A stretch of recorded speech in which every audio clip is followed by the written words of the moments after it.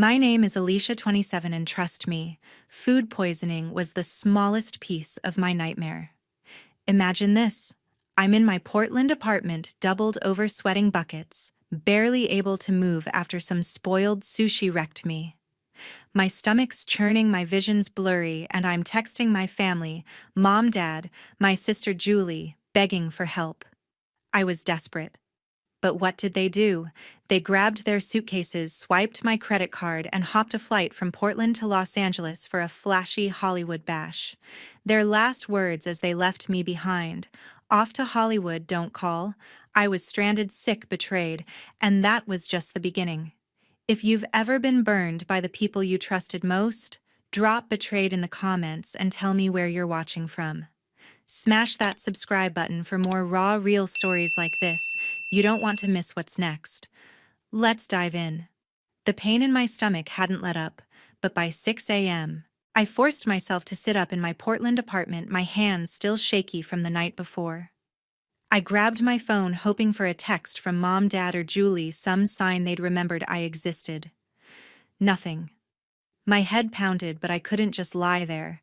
Something felt off, deeper than the food poisoning. I opened my banking app more to distract myself than anything else, and that's when my heart stopped. My savings account, $15,000, every cent I'd clawed together from overtime at the marketing firm, was wiped clean. Zero balance. I refreshed the page, my fingers trembling, praying it was a glitch. It wasn't. I swiped to my credit card statements and the screen lit up with charges I hadn't made. First-class flights from Portland to Los Angeles, $2,000. A suite at the Standard Hollywood, $3,000. VIP passes for a movie premiere, another 1,000. A rooftop dinner at an overpriced Los Angeles restaurant, $500. My breath caught, not from the sickness but from the betrayal slamming into me. They hadn't just left me to rot, they'd raided my accounts to fund their Hollywood fantasy. I gripped my phone so tight my knuckles ached, the numbers burning into my brain. $15,000, years of scraping by, gone in a weekend. I dialed mom, my voice barely steady. She picked up after 2 rings, her tone bright and carefree, like she was lounging by a pool. "Alicia, honey, you're up early. Feeling better, mom?" "My savings are gone," I said, fighting to keep my voice from breaking. $15,000. My cards, maxed out flights, hotels, some Hollywood premiere. "Did you do this, eh?" Pause, then, a chuckle light and dismissive. "Oh, sweetheart, calm down. It's probably a mix-up with the bank. These things happen." I clenched my fists, the anger surging past the nausea. "I checked the statements, mom. The charges are from your Los Angeles trip. You took my money." Her voice sharpened like I'd crossed a line. "Alicia, we needed it for the event. You weren't exactly using it stuck in bed. We'll figure it out later, just relax." "Relax." I snapped, my control slipping. "You stole $15,000. That's my rent, my bills, my life." She sighed like I was exhausting her. "You're blowing this out of proportion. We're family. You're supposed to help us." I hung up, my hands shaking with rage. I called Julie next, knowing she'd be worse. She answered on the first ring, her voice thick with sarcasm. "What now?" Alicia calling, "to nag us while we're living it up, Julie." "My savings are gone," I said, my tone ice cold. $15,000? You guys maxed my card for your Los Angeles trip. Did you know about this?" She laughed, sharp and cruel. "Oh, get over yourself. We didn't steal anything, we borrowed it. You act like we're criminals." "Borrowed?" I shot back. "You took my money without asking." "That's theft, Julie." Whatever she said, her voice dripping with disdain. "You're so obsessed with your little savings. We'll pay you back when we're back from Los Angeles." "Chill out." When I pressed, my voice rising. "My rent's due in a week. I've got nothing left." Her tone turned venomous. "That's your problem, little sis. Maybe stop being so selfish." She hung up. I stared at my phone, the silence in my apartment suffocating. My father hadn't picked up, hadn't texted, hadn't cared. I tried his number more out of stubbornness than hope. Voicemail as expected. I tossed the phone onto the couch, my mind spiraling. This wasn't a spur-of-the-moment mistake. They'd planned it, waited until I was too weak to notice, then gutted my accounts. $15,000, my safety net, my future, funneled into their champagne-soaked Hollywood dream. And for what? So they could pose with B-list celebrities while I couldn't afford a cab to the ER. I dragged myself to my laptop, my body screaming for rest, but my anger louder. I logged into every account, double-checking the damage. My savings were drained, my credit card was maxed, and my checking account had barely enough for a few days of food. I clicked through the transactions again, each one a fresh wound. The standard Hollywood. First-class flights. VIP passes. They weren't just spending, they were flaunting it, living a life I'd never dared dream of, all on my dime. I opened my email hoping for some explanation, some glitch report from the bank. Instead, I found a confirmation for a dinner reservation in Los Angeles under my name, paid with my card. My stomach twisted, not from the poison, but from the realization they didn't just take my money. They were mocking me with it. I texted Mom again, my fingers steady, now fueled by fury. This isn't a mix-up. You stole from me. We're not done talking. No reply. I tried Julie. Nothing. My father's silence spoke louder than words. I leaned back, my head throbbing, the weight of their betrayal settling in. They thought they could drain me dry and I'd just roll over like I always had. They thought wrong. I wasn't just some ATM they could tap whenever they felt like it. They'd crossed a line and I was done playing their game. This was war, and I was ready to hit back. My stomach was still a mess, but the real pain was the betrayal burning in my chest. By noon, I was sitting on my couch in Portland, staring at my laptop, trying to piece together how my family could justify wiping out my savings. I refreshed my banking app, hoping for some miracle, but instead I found a new notification, a credit alert. My heart sank as I opened it. Someone had taken out a loan in my name, $5,000 approved yesterday. The lender's records showed my social security number, my address, my everything. I didn't authorize this. My hands shook as I scrolled through the details, the truth hitting hard. My family hadn't just drained my savings, they'd buried me in debt while they partied in Los Angeles. I called my bank, my voice tight but controlled.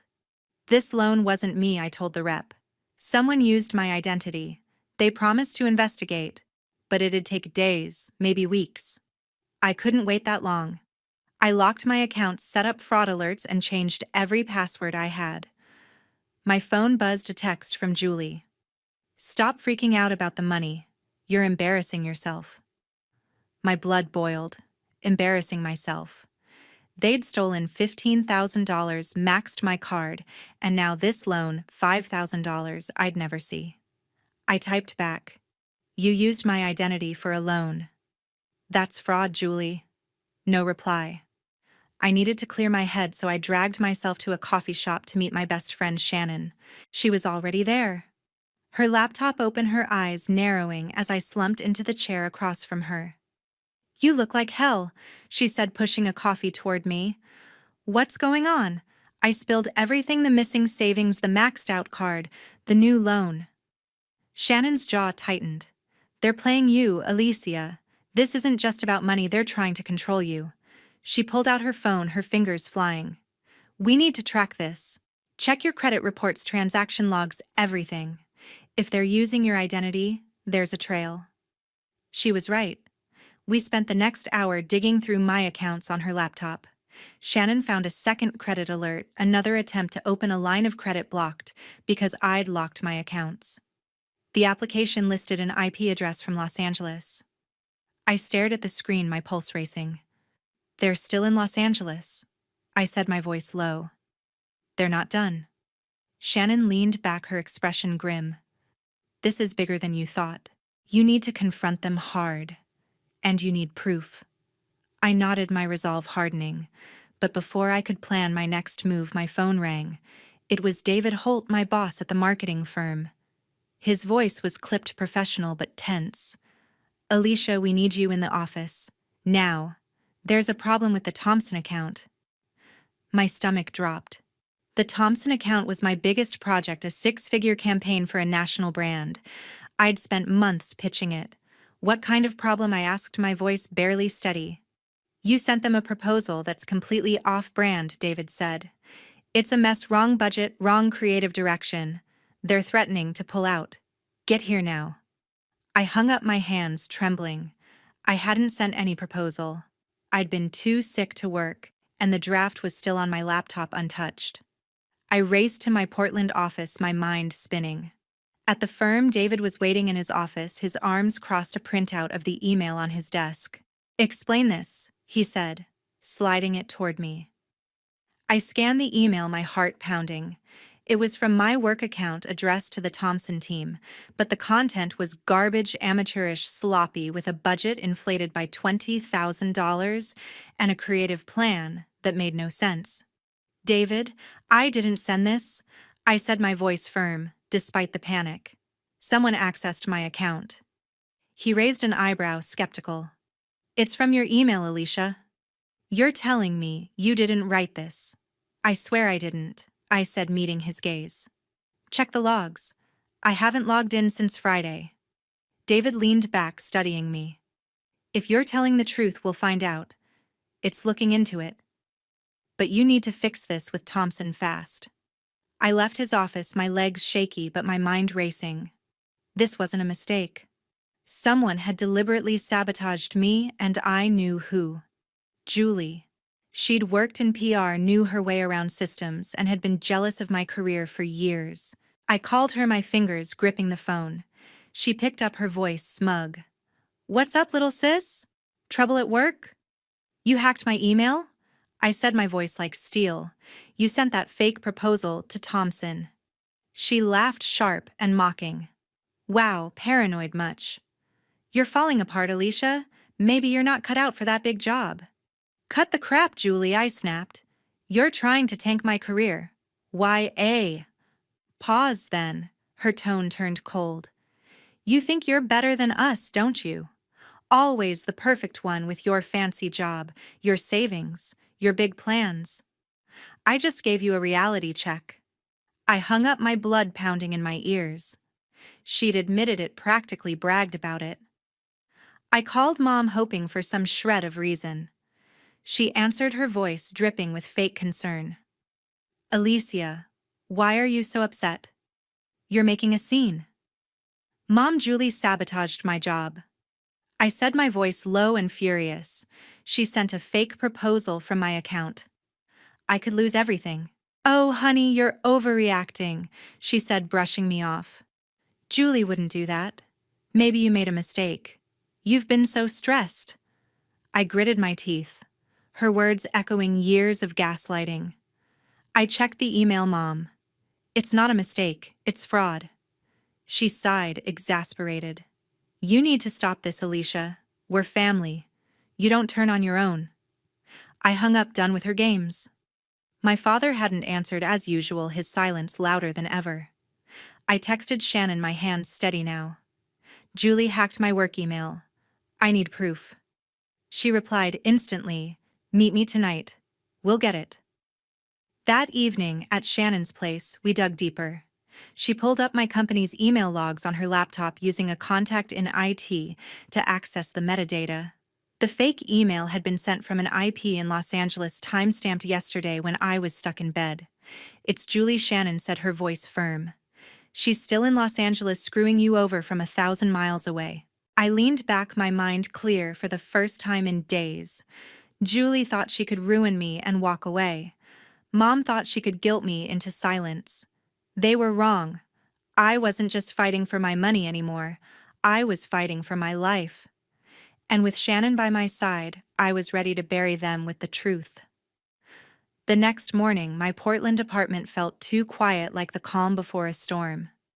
I was still reeling from Julie's sabotage and the $5,000 loan they'd pinned on me, but I was done sitting still. I'd spent the night locking down my accounts, my resolve hardening with every click. They thought they could keep playing me, but I was ready to fight back. Then the doorbell rang and my stomach tightened. I didn't need to check the peephole to know who it was. I opened the door, and there they stood, my mother, my father, and Julie, fresh off their flight from Los Angeles, looking like they owned the place. Mom stepped forward, her coat draped dramatically over her shoulders, her face a mask of fake concern. "Alicia, we need to talk," she said, her voice syrupy like she was comforting a child. I crossed my arms, blocking the doorway. "There's nothing to talk about. You need to leave." Julie rolled her eyes, leaning against the wall, her smirk sharp as ever. "Oh, come on, Alicia. Don't be so childish. You're making this way harder than it needs to be." I shot her a look, my voice cold. "Childish. You stole $15,000, maxed my card, took out a loan in my name, and hacked my work email to tank my career. You don't get to call me anything. My mother, Ellen," I corrected myself. "Done with the mom act," gasped, clutching her chest like I'd slapped her. "How dare you speak to us like that, after everything we've done for you, everything you've done?" I snapped, my anger spilling over. "You mean draining my savings, racking up my card, and setting me up to lose my job? I've been paying your bills for years, Ellen. I covered your rent, your car payments, your shopping sprees.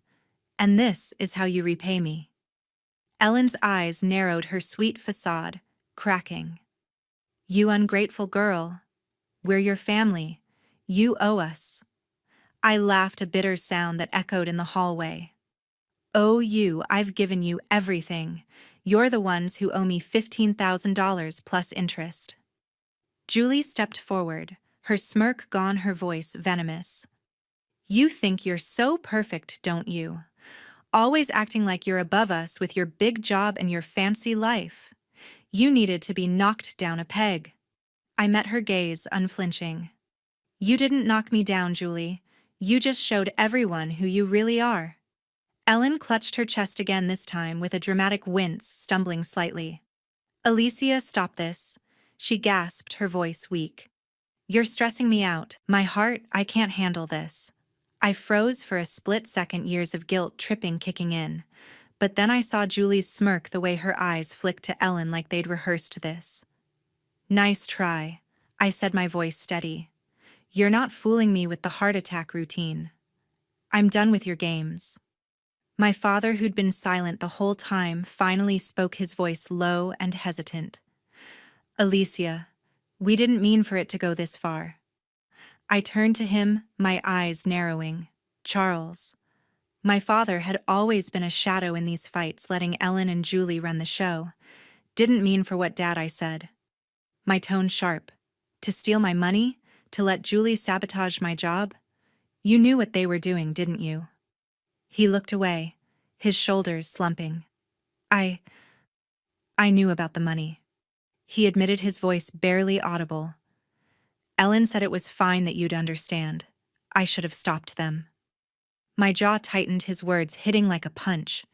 He knew. All those years of silence, of standing by while they bled me dry, and now this weak confession. "You should have," I said, my voice like ice. "But you didn't. And now you're all out of chances." Ellen's face twisted, her fake frailty gone. "You're going to regret this, Alicia," she hissed.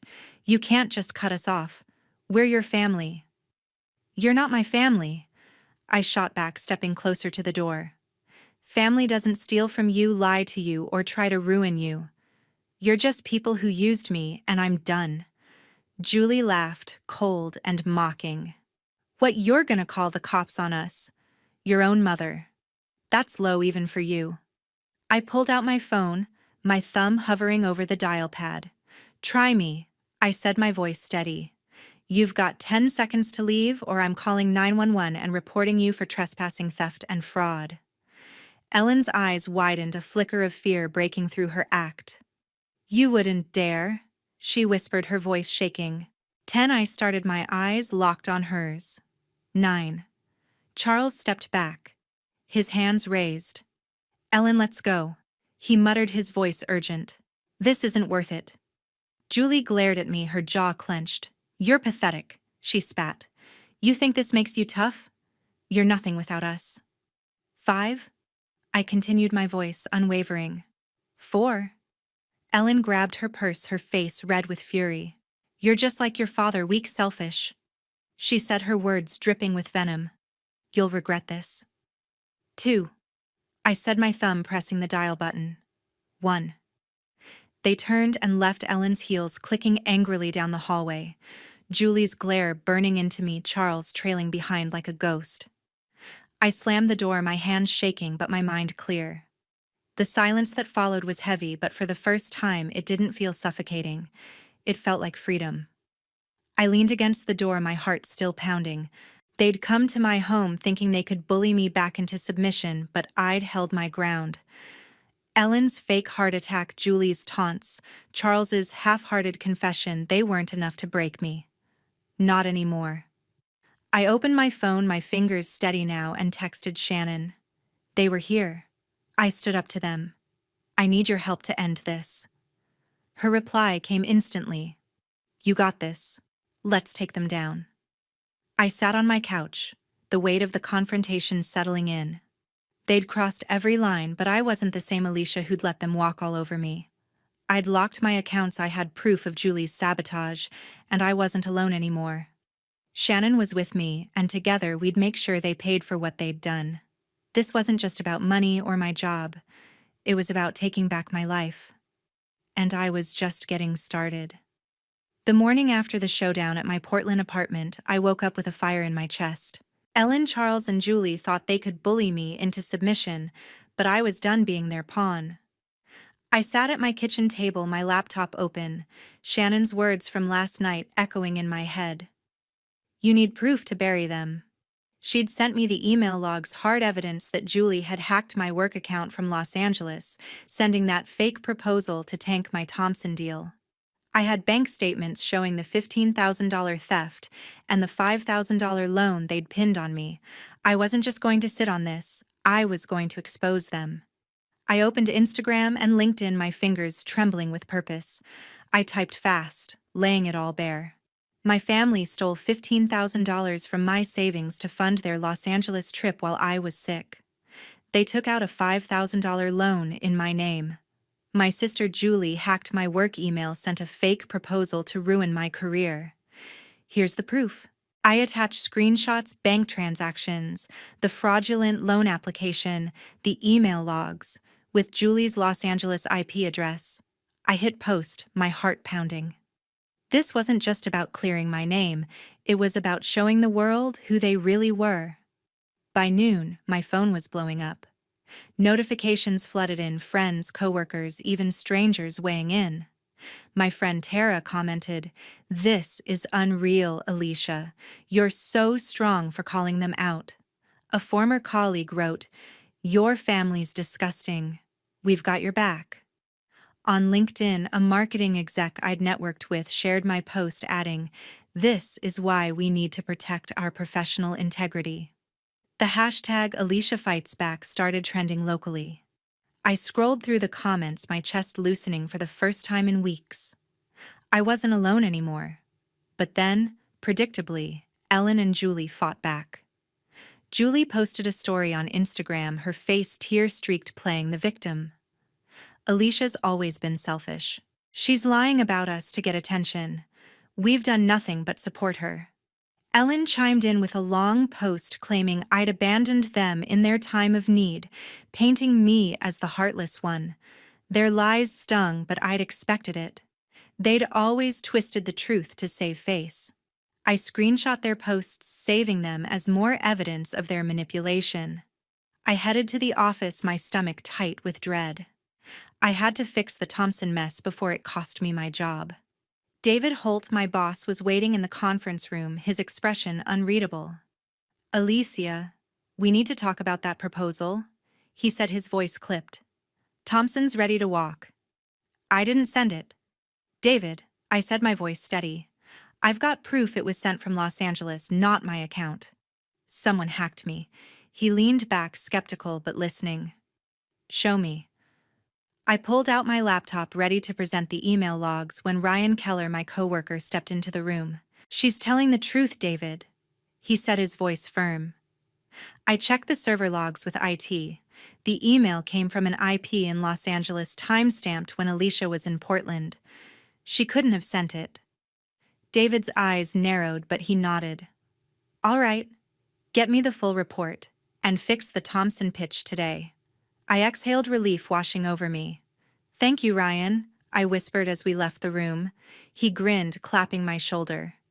You're not going down that easy. I saw your LinkedIn post, gutsy move. The whole team's behind you. I spent the afternoon rebuilding the Thompson pitch, pouring everything into it. By evening, I'd sent a revised proposal backed by Ryan's creative input. Thompson responded within hours, agreeing to stay on. My job was safe for now. I checked my phone expecting more venom from Julie or Ellen, but instead I found a text from Charles.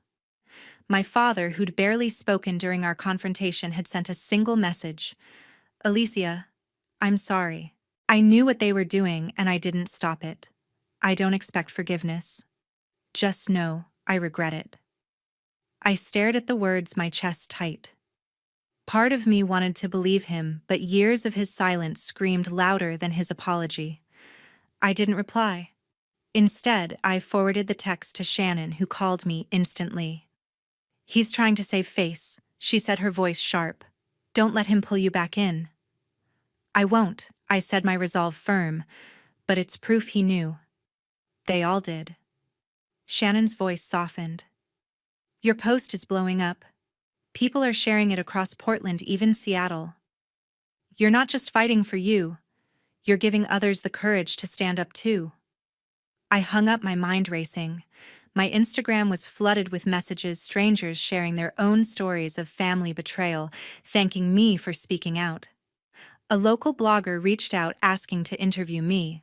A marketing group invited me to speak at their next event. My truth wasn't just saving me, it was sparking something bigger. But I knew Ellen and Julie wouldn't stop. Their posts were still up, smearing my name, trying to flip the narrative. I saved every word, every lie, building my case. That night, lying in my Portland apartment, I felt a shift. For years, I'd carried their weight. Ellen's demands, Julie's jealousy, Charles's silence. I'd paid their bills, fixed their messes, let them drain me dry. But now, I was free. Not because they'd changed, but because I had. I wasn't their victim anymore.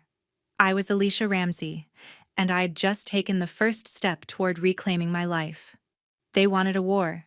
They'd get one, and I was playing to win. 3 months had passed since I stood up to Ellen, Charles, and Julie at my Portland apartment, and my life had changed in ways I never imagined. I was no longer trapped in their chaos. I was building something new, something mine.